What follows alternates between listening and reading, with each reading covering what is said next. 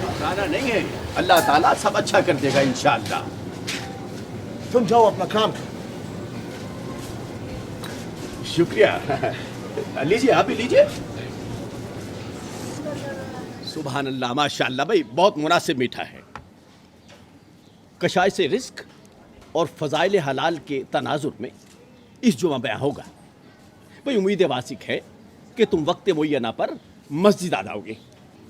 بس مولوی صاحب کچھ اس طرح کر دو کہ گاہکوں کا لین لگ جائے۔ یار کام اتنا مند ہے کہ 3-4 ترکاری روز خراب ہو جائے، اصل رقم بھی واپس نہیں آتا۔ کہو تو تعویذ لکھ دوں۔ بھائی ایسا کرنا کہ اپنے ہوٹل کے کسی خفیہ مقام پر اسے چشمہ کر دینا۔ بھائی اتنا کام ہوگا کہ سر کھجانے کی بھی فرصت نہیں ہوگی۔ ہاں ماشاءاللہ انشاءاللہ۔ اللہ تمہارا بھلا کرے مولوی صاحب، یہی تو میں چاہتا ہوں۔ خانو کدھر ہے؟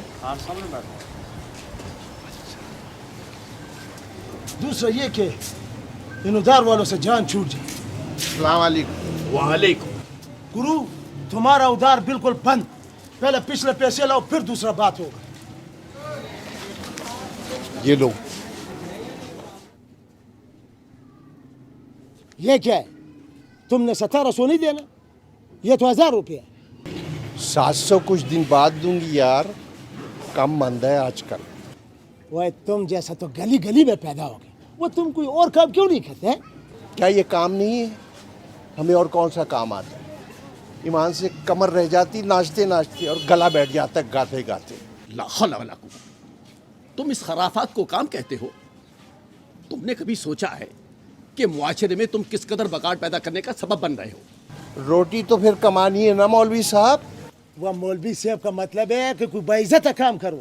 کس کام کو باعزت کہتے ہیں مولوی صاحب؟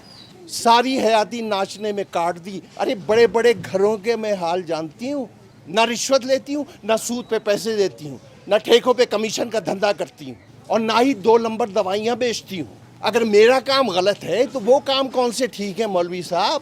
ان کے بارے میں کبھی کوئی تقریر نہیں کرتے آپ۔ تو انتہائی خودسر اور گستاخ ہے، تمہیں اچھے بھلے سے بات کرنے کی تمیز نہیں ہے۔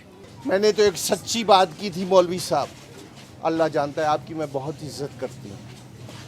خانو اسے کہ کھانا تو دے دے، مجھے بھوک بڑی لگ رہی۔ وہ دیو یار کھانا اس کو یار۔ لا حول ولا قوت۔